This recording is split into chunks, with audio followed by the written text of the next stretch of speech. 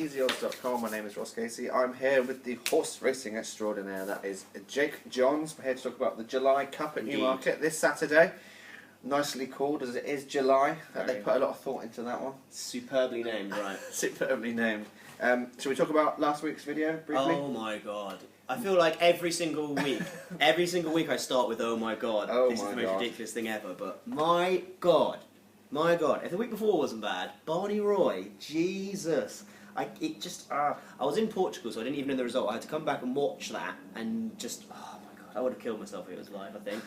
Like, Barney, it was such a good run. Like, loads of people were worrying about his staying ability, but he definitely stayed the trip. Maybe even further might even suit him, which doesn't seem to be, it's kind of weird on breeding, but I think probably further might suit him based on that. He stayed right through the line. He's an absolute batter. He gets so low. His running style is amazing. I absolutely love him. And he's such a battler. Came straight back to Ulysses, and it wasn't just the nose. It was like just the freaking it was someone. What's call it? I can't remember what someone said. Someone described it as like a gnat or something. A gnat. The tiniest amount, like the tiniest measurement you could possibly imagine. But like even with the photo finished picture, it did not look like. I mean, you could not tell. It's crazy. But see, maybe he'll go on to something else. I think he is probably the best horse in the race. Although Ulysses, very impressive. Jim Crowley, good pickup right there. And he could just be really good at Sandown. Obviously, he's proving as well. Classic stout. But yeah, we'll move on to the July Cup now. Okay, so the July Cup appears, it is an absolute cracker. A well above average renewal. We've got the first and second from the Commonwealth Cup, 3-year-old 6 furlong race, taking on the 1, 2, 3 from the Diamond Jubilee Stakes. That does not happen every year. And they're looking a hot bunch as well, especially the 3-year-olds. Can they put it up to the old horses?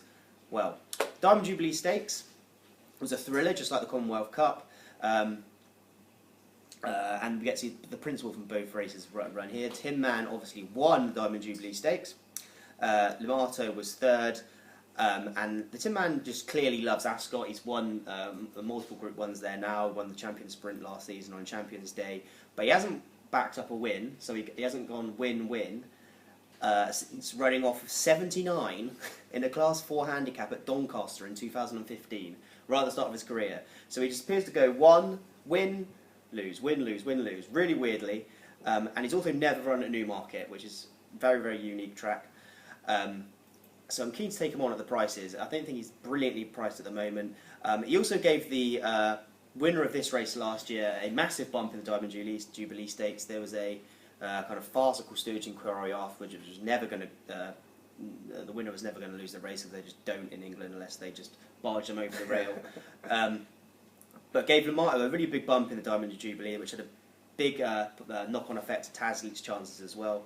Lamato won this last year. Very, very impressive fashion as well.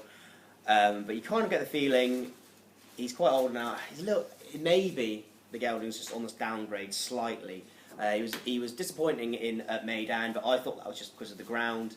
And then he just had his perfect conditions at Royal Ascot. I thought he was going to win quite easily, to be honest.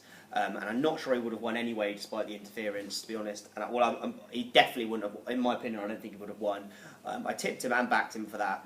But I think maybe he just isn't as good as he was last year. He's got Harry Bentley back on board. Hopefully he doesn't have horrible memories of him like he did in Dubai. That was the reason he didn't carry on the ride after that. Owner Paul Jacobs, weirdly, his name's Paul Jacobs, but it isn't Paul Jacobs. But who he used to work for Easy Odds. It's Paul Jacobs, the owner of Limato. Took Harry Bentley off because he thought that Limato was going to have bad memories of him riding him when he lost, which is just crazy. One that I quite like at a massive price is actually Brando for Kevin Ryan, who isn't going fantastically well, but he's had a couple of winners. He had a very bad stable problem for quite a while, and he wasn't allowed to run any horses at all. He's allowed to run them now. When Brando bombed out of York, he was just about to go through that spell, and so you can kind of forgive the run. It looked like he looked the winner all over on paper, and he had his perfect conditions that day, but he just bombed out. Something definitely wrong, obviously. It was massively to do with that. He was really unlucky behind the Tin Man and the Champion Stakes here, and he ran really well at this track on his first run this season. Fast ground is likely going to be pretty fast. It's probably going to be slightly against him, but he's a massive price of 25 to 1. So I wouldn't put anyone off backing him each way. at a pretty big price. Now on to the 3-year-olds. The Commonwealth Cup promised to be the race of the meeting, and it probably was. I mean, obviously, Lady Aurelia was really impressive in the King's Stand, but this was a really, really good race. I mean, these 3-year-olds look unbelievably good. And the top 3 in the market finished first, second and third really close, so it couldn't have gone any better for kind of fans of the game and punters and everything, because the favourite won as well. It looked like, to the eye, it looked like Harry Angel went off way too quickly, but the Time Boys, sectionals, aficionados will tell you that he didn't overrun massively. I mean, it was a strong pace, but it wasn't ridiculous. Intelligence Cross was hassling the whole way, which couldn't have been that much of a help. He's already an absolute monster. I mean, any other year, we'll be talking about this like he's going to be the best thing that's ever happened to 6 furlong sprints. He's son of Dark Angel, but I tipped him for the Commonwealth Cup as well. I still think he's fantastic, but I'm just not sure he's going to be able to reverse the form of Caravaggio. I just cannot see it. So for that reason, I'm going to go with Caravaggio. He's going to be receiving weight from the older horses. I'm going to go double stakes. I was close to going triple, but I'll tell you why I'm not later. He's son of Scat Daddy, the late Scat Daddy, and he's been described by A.P. O'Brien as the fastest horse he's ever trained. Obviously, A.P. O'Brien says a lot of things about his 3-year-olds. He seems every year that he's got the greatest 3-year-old he's ever had in his yard. But on all form, you've got to believe him on this one. He's unbeaten in 6 starts so far. That's including a Coventry last year, probably the best 2-year-old race of the entire year. Well, one of them. Everything went wrong that day, and also a Commonwealth Cup, which is pretty widely accepted as one of the most competitive races of the Royal Meeting this year. He's already worth an absolute fortune in breeding. There's no way he's going to be running next year. He is going to be one of their stars in the breeding operation. Not everything went right for him in the Commonwealth Cup here. He reared before the stalls opened. He landed just about the right time, but it cannot have helped. He looked a little bit lost in the first couple of furlongs on and off the bridle. It definitely didn't help. It didn't put him into a brilliant position either, so it didn't go fantastically for him during the race. The fast pace definitely helped him. I mean, it wouldn't be that unlikely to see him win over 7 furlongs as well. I don't know if they'll try it, but it would. That could maybe be. I don't know, to be honest. He's a real superstar, so maybe he could get 7 furlongs. But yeah, he was well on top of the finish. And it just seems right now kind of unlikely that Harry Angel's going to reverse the form, unless he's able to settle way, way better. I'm not sure if Harry Angel's going to run next year, but he needs to settle better, basically. And if he does, he would have a chance. They both look complete freaks already. They are the 2 most exciting horses on the flat this season, I would say, probably. Obviously, I love Barney Roy, but these 2 are like proper superstars. And this is a fantastic race. I cannot wait for round 2. 11 to 10 is a very short price. I don't remember ever backing an 11 to 10 horse or tipping it. But when you look at it as a percentage, I mean, he has a 48% chance of rating on those odds. I think he has a better chance of winning than that. I mean, I'd say he has a much better chance of winning the 48%, even in such a good race, just because that's how highly I rate him. So it still acts as value to me. I was going to go max stakes to that, but there's another one I kind of like each way if you don't fancy backing an 11 to 10 horse, and that's Taz Leeds. I kind of touched on him earlier in the Diamond Jubilee. He appears pretty good value at 9 to 1 compared to the two top of the market for the older horses. If you don't fancy backing one at 11 to 10, this would be a decent one each way. He's improving rapidly at over 6 furlongs. He started his career for 6 furlongs, was tried at 7, but he's returned to 6 and it seemed to have worked wonders. He couldn't have been much more impressive on soft ground at York when he beat Magical Memory, who won next time. Obviously, Magical Memory is a very good 6 furlong sprinter in his own right. I think he went off favourite for the Diamond Jubilee last year. And he was I feel like Taz Leeds was really unlucky in the Diamond Jubilee. Really unlucky. He was absolutely flying inside the final furlong, final half furlong. And to be honest, I think he actually would have won if he didn't get that interference, that bump from that knock-on bump from Limato when Limato went into him.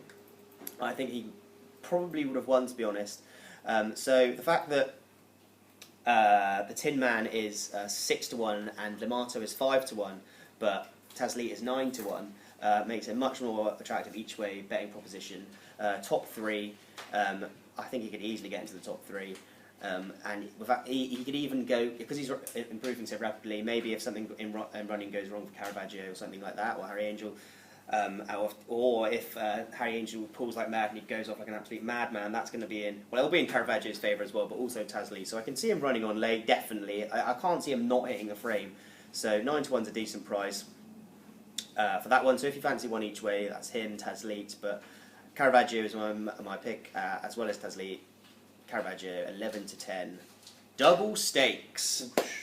Lovely stuff there from our man Jake Johns. Most importantly, Jake, are you able to actually watch this race? I can watch the race. Are you excited about that? Yeah, I'm excited. But if he loses by a nose again, I'll tell you what, I'm not sure if I'll be here next week.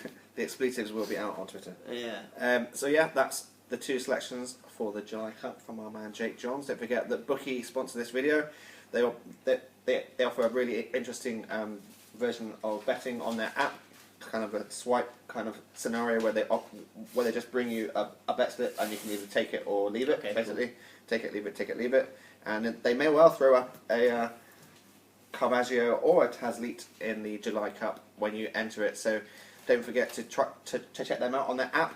They also have an offer of bet £20, get £20 free, so you can get a £20 free bet on the July Cup.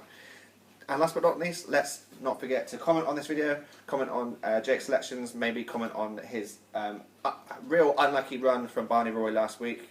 Have a conversation with Jake about that. Subscribe to our channel at easyodds.com. We'll be offering more football videos coming up in a few weeks' time with the new season coming up. We'll also be doing a few more react videos. If you have any kind of ideas, feel free to put them forth in the comments section underneath as well. So that's easyodds.com. Subscribe, like, and comment on our videos. Thanks so much for watching. I am Ross Casey, and this is the horse racing extraordinaire, Jake Johns. See ya.